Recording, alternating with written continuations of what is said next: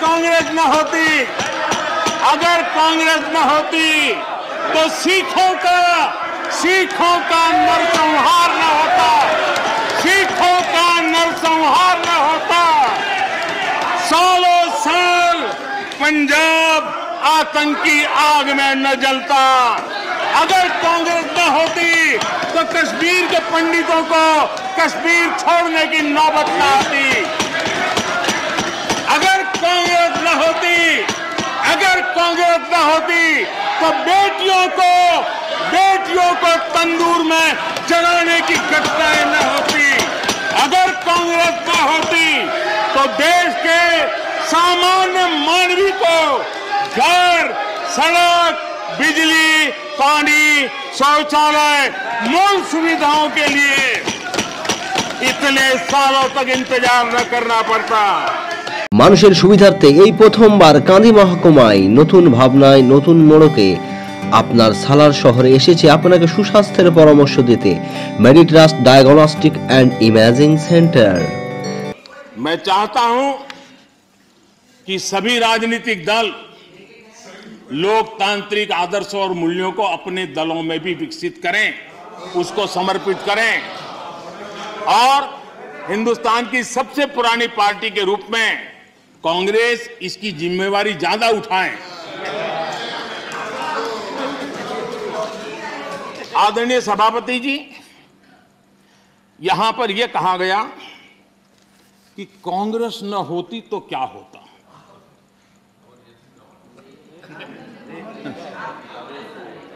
India is Indira, Indira is India, यही सोच का परिणाम है। आदरणीय सभापति जी, मैं जरा बताना चाहता हूं, यह कहा गया है, मैं सोच रहा हूं कि कांग्रेस ना होती तो क्या होता, क्योंकि महात्मा गांधी की इच्छा थी, क्योंकि महात्मा गांधी को मालूम था कि इनके रहने से क्या क्या होने वाला है और इन्होंने कहा था पहले से इसको खत्म करो, इसको बिखेर दो, महात्मा गांधी ने कहा था। लेकिन अगर ना होती महात्मा गांधी की इच्छा के अनुसार, अगर हुआ होता, अगर महात्मा गांधी की इच्छा के अनुसार कांग्रेस न होती तो क्या होता, लोकतंत्र परिवारवाद से मुक्त होता। भारत विदेशी चश्मे के बजाय स्वदेशी संकल्पों के रास्ते पर चलता। अगर कांग्रेस न होती तो इमरजेंसी का कलंक न होता। अगर कांग्रेस न होती तो दशकों तक करप्शन को संस्थागत बनाकर नहीं रखा जाता। अगर कांग्रेस न होती तो जातिवाद और क्षेत्रवाद की खाई इतनी गहरी न होती। अगर कांग्रेस न होती तो सिखों का नरसंहार न होता, सिखों का नरसंहार न होता। सालों साल पंजाब आतंकी आग में न जलता। अगर कांग्रेस न होती तो कश्मीर के पंडितों को कश्मीर छोड़ने की नौबत न आती। अगर कांग्रेस न होती तो बेटियों को तंदूर में जलाने की घटनाएं न होती। अगर कांग्रेस न होती तो देश के सामान्य मानवी को घर, सड़क, बिजली, पानी, शौचालय, मूल सुविधाओं के लिए इतने सालों तक इंतजार न करना पड़ता। आदरणीय सभापति जी, मैं गिनता रहूंगा। खड़गे जी, आपने भी 1 घंटा बोला। You are leader of the opposition. You are leader of the opposition. Please understand. You also spoke for 1 hour 6 minutes. पद्धति नहीं है। आदरणीय सभापति जी, कांग्रेस जब सत्ता में रही, देश का विकास नहीं होने दिया। अब विपक्ष में है तो देश के विकास में बाधा डाल रही है। अब कांग्रेस को नेशन पर भी आपत्ति है, नेशन पर आपत्ति है। यदि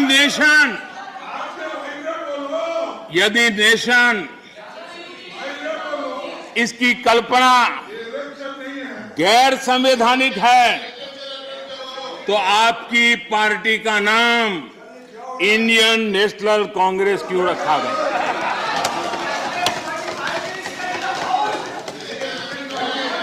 अब आपकी ये नई सोच आई है तो इंडियन नेशनल कांग्रेस नाम बदल दीजिए और आप फेडरेशन ऑफ कांग्रेस कर दीजिए।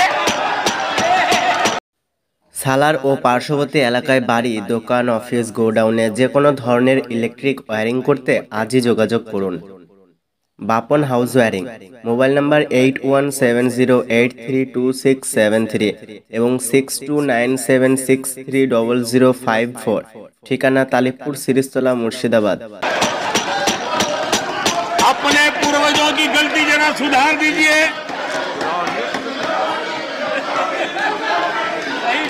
आदरणीय सभापति जी, आदरणीय सभापति जी, यहाँ पर nothing will go on record without my permission. आदरणीय सभापति जी, Without my permission, nothing will go on record. Any comment? Federalism को लेकर भी कांग्रेस, टीएमसी और लेफ्ट सहित अनेक साथियों ने यहाँ बड़ी बड़ी बातें की। जरूरी भी है क्योंकि ये राज्यों के वरिष्ठ नेताओं का ये सदन है, लेकिन सभी साथियों को आदरणीय सभापति जी,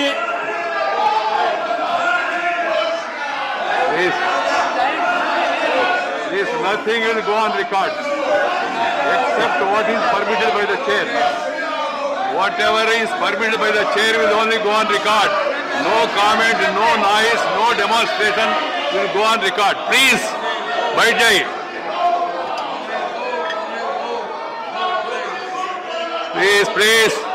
Please. The Prime Minister is intervening. I have permitted it. It will only go on record. Ramdas ji, आप चिंता मत करिए.